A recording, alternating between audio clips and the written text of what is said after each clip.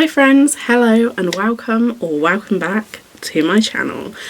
Today we're doing something a bit different. Now, I told myself that in 2025 I wasn't going to rush through books as much and I was going to take my time and just enjoy them more.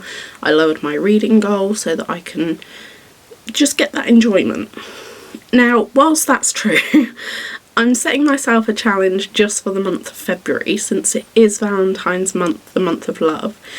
I'm going to see how many romance books I can read throughout the entire month of February. Now, quick little few disclaimers before we start this. I'm not only solely reading romance because, firstly, that will put me into a slump. Secondly, I have books that I need to read for other videos as well. And also, some of these books may crop up in other videos throughout the month. This book is more so just to see how many I can read in February and sort of challenge myself, because I'm primarily a romance reader and I have so many romances, not only on my physical TBR but also on my Kindle, and I thought this would just be quite a nice way to try and get through quite a few of them really and shrink my TBR a little bit if possible. So with that being said, this video I think I'm going to draw some like Valentine's Day related gift drawings. And then what we'll probably do is on screen I'll have like a count of how many books we're at and pop the covers on screen and things like that so that we can see. And if I DNF any, I'm not going to count that in the overall total, but I'll count how many DNFs as well. But the book we are going to start with, without any further ado, is The Two of Us, which is actually, conveniently enough, on my February TBR. So obviously, as I just said, book number 1, we are beginning with The Two of Us.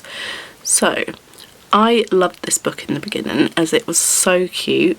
It's a small town, slow burn, childhood friends to lovers, which is exactly my thing, as you will see a recurring theme throughout this video. I did enjoy this book overall, and this isn't a totally negative review. I'm just trying to objectively critique it, and I find it easier to often pinpoint and explain what I dislike about a book more than the positives. This is something that I will try to give more thought to and work on moving forwards. So for me, I felt that the book, in my opinion, got a bit confusing with the past timelines, as we don't spend more than a small chapter with them at each age, so it doesn't build the required depth and history of the past and the intense friendship that they shared. The part which bothered me though was why they all just drifted apart. Like, there is a bit of an explanation given later on towards the end of the book, but we have to wait a long time for it, and it ends up being a poor reason in my opinion.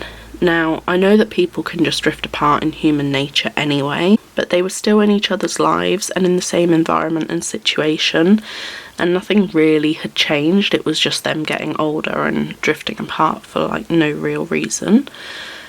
Brandon is the worst. He is literally scum of the earth character, and I wanted to punch him, although spoiler incoming, so beware, this video will probably contain spoilers. Out of context, but still, if you don't want to know, maybe skip like 20 seconds. How she stayed with him after he caused her to fall through the ice and didn't even try to save her, I do not understand.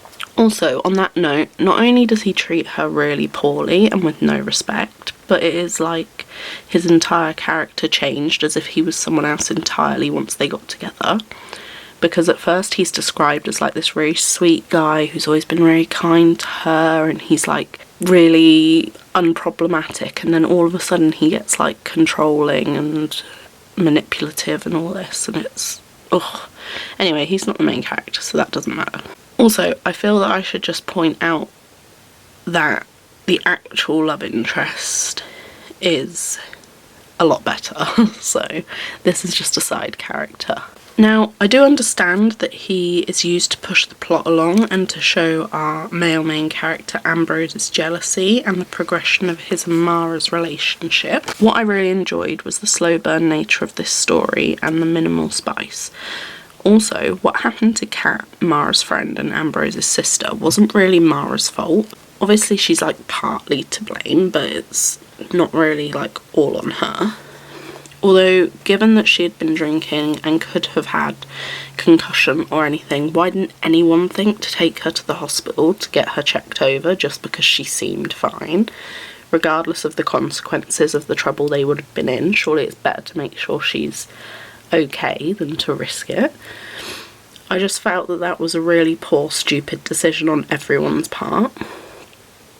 Ambrose's reason for causing the distance between them and affecting their friendship, I can kind of understand to an extent, but he could have handled things differently and he shouldn't have had to have been put in that position in the first place. My thoughts and feelings on this book are very conflicted. The ending felt a bit rushed and like everything happened a bit too quickly and easily. I think that this book would have benefited from a deeper backstory, but less of it overall, like less time jumps and a less drawn out middle section. I also think that it could have been improved by spending a bit more time on a slightly more drawn out ending, but all that together so that the book would remain the same length. I don't think it needed to be any longer. Just cut out some of the middle and draw the ending out a little bit. The epilogue in their relationship was so cute though, and I think they're a great couple. Overall, I enjoyed this book, including the side characters, and would recommend, but ultimately I'm settling on a 3 stars for this read. Now, moving on to my thoughts for book 2, so the second romance which I read was Deep End by none other than Ali Hazelwood. Now, my thoughts on Deep End, which, as I say, was the second romance which I read, are mixed and a bit conflicting as well. So I liked the fact that it wasn't all sunshine and roses. There was actually more depth to the characters and story. For example, Scarlett is undergoing therapy since her injury, which is producing mental blocks for her harder dives. I really liked most of the characters, as most of them were kind and supportive of one another. Lucas was a great male main character, as he was considerate, kind, hot, talented, and had honest, open, clear communication. I couldn't believe how awkward it was when Penelope, Scarlett and Lucas were standing together outside at the party, and Penelope just drunkenly blurted out that they, being her recent ex and her friend / teammate, should hook up because they're both into similar opposite sexual kinks. That was crazy. I liked the cameos of Olive and Adam from The Love Hypothesis. I wasn't surprised though that when Scarlett joins Olive's research team, that conveniently Lucas is already a part of it too. It's also strange to me how all of a sudden Scarlett and Lucas's paths are crossing so much more, despite them being in almost the exact same circumstances as the previous few years where they've barely interacted or come across each other much. Like nothing has really changed, but all of a sudden, just for the sake of the story, their paths are crossing more. I'm still not sure why he remembered her from the past, but she didn't remember previously meeting him. Maybe it's just a plot device to sort of show that he's always kind of had an eye out for her, maybe? I was a bit disappointed because I found the situation and circumstances behind them getting together made it hard for me to fully root for them, even though I do think they're cute and well suited to each other. This was due to the fact that he was with her friend and teammate for many years first, like a long-term relationship. It's just harder to root for a couple when one of them starts off in a different relationship in the beginning of the book. It made me question if it was really necessary to be written that way.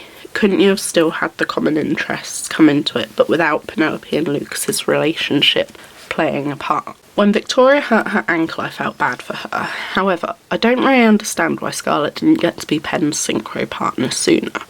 Like, I get giving Victoria her last chance before she graduated, but her and Penn were struggling, and Scarlett lost her partner and missed it, so it seemed like a missed opportunity that could have been taken sooner, in my opinion. I also was thinking whilst reading that surely the bruises and marks from what Scarlett and Lucas were getting up to would have been visible in her diving training, wouldn't they? Unless they wear like specific suits that kind of cover everything, but they weren't exactly being careful or subtle with them and where they were placed. I just think surely wouldn't people have noticed and been at least a little bit concerned. I liked how much they communicated and talked about things together though, although Scarlett held back a lot and was scared to be honest and deal with the truth. I felt like Penelope completely changed throughout the book. She got really nasty and turned on Scarlett towards the end of it. To be honest, she is the character who I felt to be most annoying. I did really like Scarlett and Lucas together though. I think that they had a great relationship dynamic and were very well suited and well balanced. I personally wasn't a fan of the spice and the fact he used to date her friend and teammate. However, I love that it's a slightly more unique sports romance, being between a swimmer and a diver. I love reading about talented people and athletes honing their craft in books. In summary, I found this book enjoyable enough and an easy read. Overall, I'm landing on a 3.5 star rating for this one. So moving on to my third romance, which I read, of not only February but also this video, I read The Do-Over by Lynn Painter. Now, I was scared that this would be too repetitive, as it's a Groundhog Day time loop scenario in which we follow Emily reliving disastrous Valentine's days over and over again. I worried that the whole book would be too much of the same thing each day, but actually the repeated days weren't too similar, since our FMC Emily tried doing different things or just things differently in general every time. I loved seeing Emily and our male main character Nick together, and the building and progression of their relationship, especially on the final repeating day. I'm a bit conflicted on my next point, that it didn't really come across as insta-love, which was nice. However, I do feel like the progression moved quite quickly as all the development takes place in one day. And whilst we only spend one day with them, we can't get a full and fleshed out relationship or a full depth look into it. I just felt it wasn't too insta-lovey, since they don't really talk or know each other in the beginning, and they struggled to get on with each other well for a while. So it's not like they were immediately instantly attracted and super in love from that. However, obviously we're only spending a day basically, so in that instance it kind of is a bit insta-love. If we got more time with them after the repeating day, then it would have felt more meaningful and well established, I think. That being said, I do think that Lynn Painter handled it well, as it still felt fun, fresh and as developed as possible for the situation, despite it being YA. It was also nice seeing Emily grow, change and just let loose and do things she wanted to do for her own happiness without worrying about having to be perfect in anyone else's eyes on the day of no consequences, which she referred to as the donk, and here onwards in this portion of the video I will be referring to it as that also. Getting hints at her rebellious side was fun too, and added extra layers and depth to her character beyond just the surface level. We don't always see her rebellious side portrayed much in the story until the donk, but we get glimpses through her secret box of confessions and the fact that we see a new one at the start of each chapter. Just like how in Better Than the Movies we get different rom-com quotes with each new chapter. I thought that it was actually so fun that they weren't called chapters in this but confessions. It just gave it more of a fun, playful feel to it, but it also added to what we knew about Emily too, having some relevance to the story since we don't get to spend too long with her. This story does also have some emotional depth to it as well, because Nick is struggling with something traumatic that happened a year ago. It's a completely valid reason for him to be miserable and hate Valentine's Day, so I feel like the donk is great for both of them. That sounds so weird to keep saying donk, but I don't want to keep saying day of no consequences, because it's a good way for him to deal with his trauma over what happened and to experience the day and process and reflect on things in a more healthy and positive way. It's great for Emily as she really lets loose and builds character development. Oh my god, I just have to say it, Josh is so unlikable. I hated him and his behaviour. He had so many massive red flags, so much so that I don't know how Emily stayed with him and wanted to say I love you after 3 months of being with him. And actually on that note, I didn't love how she told Nick that she loved him after spending only one day with him.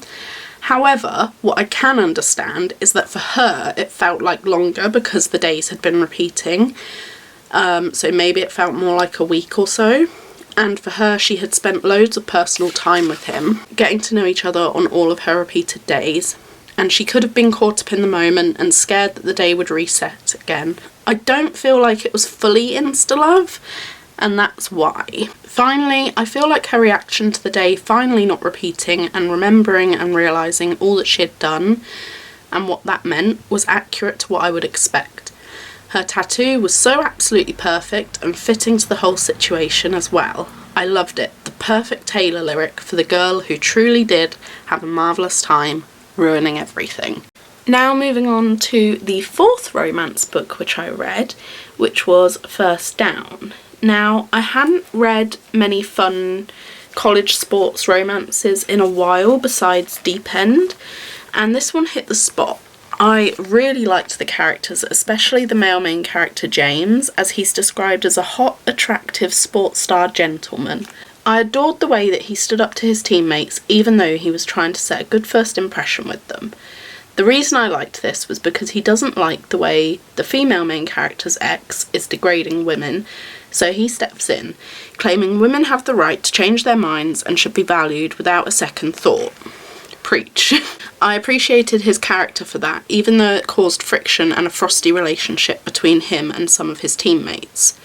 He also wasn't doing it just to look good or impress girls, as it was just him and his new teammates, where he could have easily swallowed down his feelings and just kept the peace, but instead he chose to stand by his morals and speak up on the matter. I really appreciated the fact that the female main character, Bex, is into photography and has even decorated her family's diner with her framed work. Speaking of which, her mum is a bit of a train wreck who isn't nice or helpful and depends on Bex for a lot. Bex is such a people pleaser, a bit like me to be honest, though always thinking of and helping others, even her mum who doesn't deserve it. This book gave very similar vibes to The Deal by Elle Kennedy in multiple ways, so if you like one then chances are you will probably like the other. So Bex's ex, that's quite funny to say, a bit of a tongue twister, and James's new teammate Daryl, ew, he is horrid. Not only did he cheat on Bex and still expects a second chance, but he assaults her and claims he expected her to look after him when they're older. He's possessive, aggressive, and the whole time I was reading his scenes, I just kept thinking, what a scumbag. I really despise him, if you can't tell. To bring it back to a positive note though, however, our main characters, I really liked Bex and James and the development of their relationship. For the most part, their communication was clear and good, and as I said, I thought they were cute together. She clearly feels safe with him, which is comforting and must be a nice change for her after being with Daryl. And James also defends her and their relationship when necessary. Girl needs to get a restraining order against Daryl though. The things he does are just not okay. He's so awful, he literally tells her to break up with James and get back with him instead, or he'll tell everyone why James switched schools, blackmailing her just because he can't take losing. James's dad's interference in their relationship was another parallel factor which I noticed between this book and The Deal, alongside the fake dating aspect and the sort of dynamic between the characters. Whilst I understand that James losing them the game is used to show how much he loves and cares for Bex, even more than the sport he loves and has been his whole world and career ambition for so many years, it's also refreshing to see this, as in most books like this they always win at the end, so it was quite nice for once to see the team not win and it all be so sunshine and rainbows happy ending. However, I just think, why do something like that that doesn't affect only Daryl, who is the only one he's trying to affect? What he did affected not only himself but the whole team as well, and these are all people that have been working together and depending on each other for such a long time at this point. Surely it would have been better to sort it out afterwards, one-on-one, as he'd waited that long, and then it wouldn't have affected everyone else's future completely out of their control. I like how James stuck to his word and defends Bex, but I think that deliberately losing the game right at the end was so stupid, and also goes against all of his instincts, and is very out of character for him, especially since he's described as super competitive. I love how her passion for photography develops more throughout the story and also helps move their relationship forward and plays into that in a way. Her creative passion for it specifically develops into a love of sport photography. So she isn't just following him to games just to support him. She is there in her own right, doing it for herself and working towards her own career goals that she wants to aim for and achieve eventually. Finally, her mum realised and acknowledged what a train wreck she was and started making positive decisions and changes to get better mentally and sort herself out a bit. This was all at the very end of the book, mind you, but still, it was nice to see. All in all, I thought it was a fun, sweet college romance with a fair bit of depth and not too much spice, if I remember rightly, although it's been a few weeks and I read these books back to back and a lot of different romances, so don't hold me to that if I'm wrong. This one, though, gets a 4 stars and a recommendation from me. Okay, so technically book number 5 was something a bit different, but I'm going to go with the solid number 5. So the 5th book in this video, which I read, was Flawless. Now, right off the bat in chapter 1, we're introduced to Rhett, who is the male main character, by revealing his hatred for milk, which seemed really random at first. However, it does factor into the plot of the story and it gets explained why later on. He's very immature and irresponsible for a grown man though. Claimed he doesn't want a babysitter when he is assigned Summer, our female main character, to keep him out of trouble after he ruined his sponsorships and image. It was cute and gentlemanly that he got the doors for her at the start of chapter 6 though, without thinking, despite him not being pleased with the arrangement. I also enjoyed getting glimpses of the other characters and their family dinners, giving all the small town vibes similar to the Knockabout series. Despite him being annoyed to have Summer shadowing him to keep him in check, he is attracted to her and keeps thinking about her. Likewise, he was her childhood crush, and so she is also obviously attracted to him. However, this did lead to the story feeling very lusty and a bit insta-lovey, even though they struggled to get along for a while. The gym scene in chapter 9 felt very full of sexual tension, but they were starting to get on and it was weirdly kind of sweet at the same time. I wasn't sure why Summer was suddenly acting like she was a personal trainer though, like she knows what exercises are beneficial for him and his pain, since I'm fairly sure she hasn't learned or been trained in any of it. We do briefly touch on it a bit later on in the book, but I was a bit confused by it at that point, as we're told that she went to law school, not medical school. Following that, later in chapter 11, she's giving him creams and medicines and massaging problem pain areas for him, etc. I get it is a plot device to bring them together, but it just felt a bit too unrealistic to me. Anyway, I did enjoy a good amount of the banter in this book, not only between our main characters, but the rest of the family too. This book was full of witty and funny responses and playful back and forths. Aside from all of the spice, which personally I'm not a massive fan of, it was a fun and enjoyable read, just not a personal favourite or super high rating from me. Rhett just wants attention, whether it's good or bad, from the people he cares about, after not getting much from his family for years, and especially since he knows that they disagree with and don't support his career choice. Meanwhile, Summer was groomed into a relationship with Rob, the doctor who helped her get better when she was younger. She is a people pleaser who wants a better relationship with her half-sister Winter, who as it turns out is now married to Rob and pregnant with his child. And she also wants a better relationship with her stepmum as well, as they both ignore her due to the awkward circumstances of how she was conceived. She trusts Rhett enough to tell him about it all, but he ends up blurting it out in an intense moment, spilling her biggest secret. Things then obviously blow up, the third act breakup ensues, and they are both super stubborn, so don't come back together easily. They are both attentive and notice things about each other, doing little acts of service for each other and treating each other with respect. The one thing in this book that I loved and was absolutely obsessed with was the found family. I know that will be my favourite part of the series as we go through each of the other books. In the end, I settled on a 4-star rating for this one. Moving on to book number 6, which I read for this video, we have Things We Hide from the Light. Oh my god, Nash is an attractive, true gentleman, and there is also more to Lena than we first see. I loved the friends to lovers slow burn aspects. This book, has my heart. Each of our main characters had a lot of depth, as did the story. In this book we see Nash battling with some demons from the previous book, which wasn't my favourite, but thankfully I enjoyed this one so much more. I loved their friendly, flirtatious, cheeky banter, and when they save the dog Piper in the beginning, we get to see their slightly softer sides too. Also, just a little side note, I did notice a few similarities between this book and the previous one, Flawless.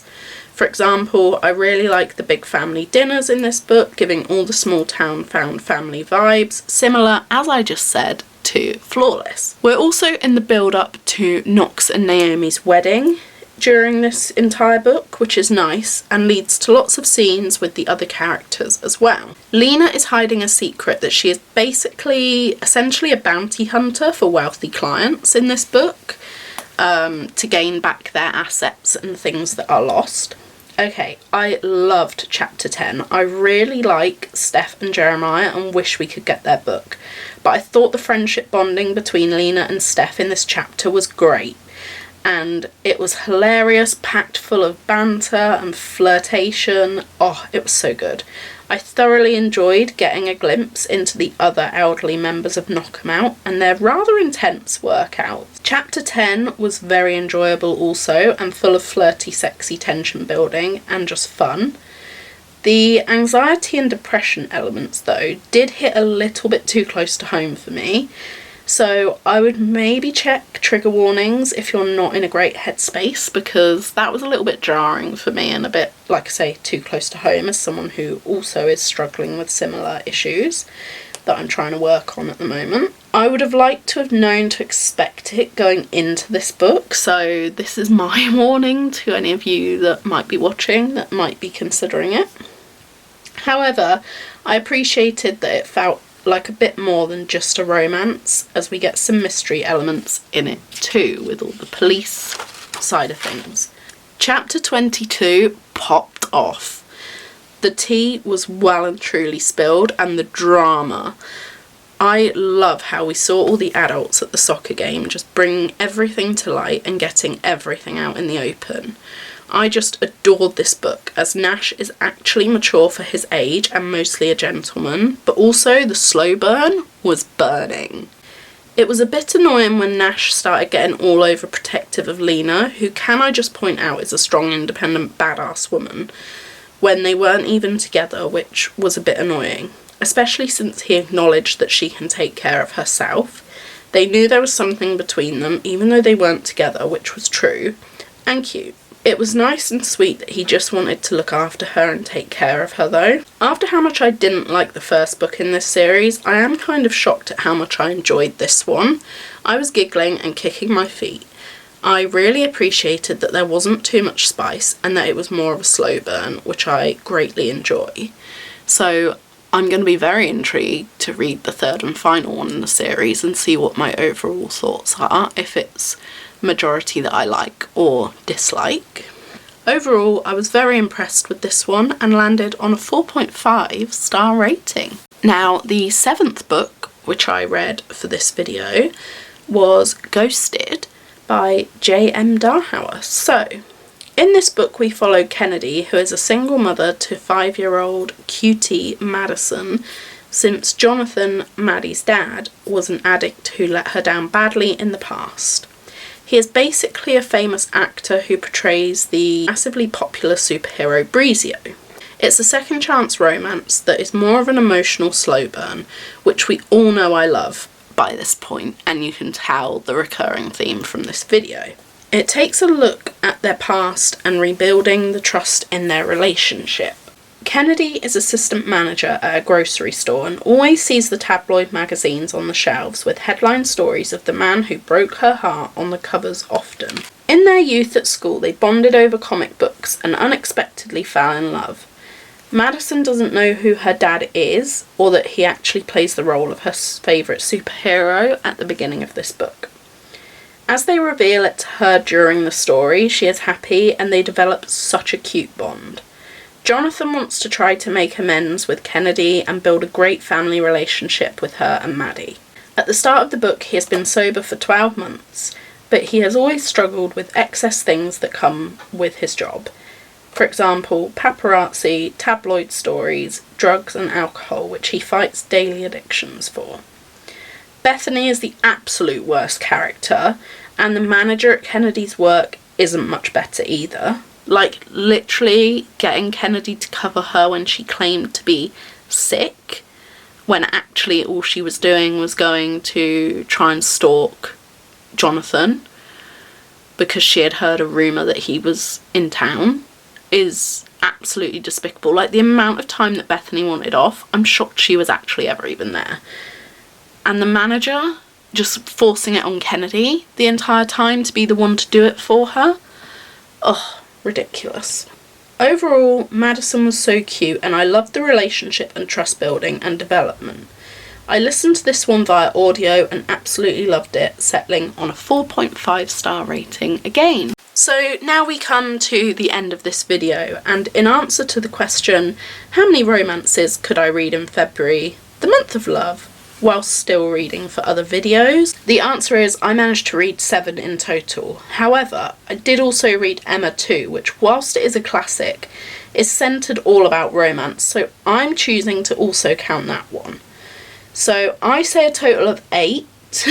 Obviously, take that with a pinch of salt. If you only want to go by what I've included, then 7.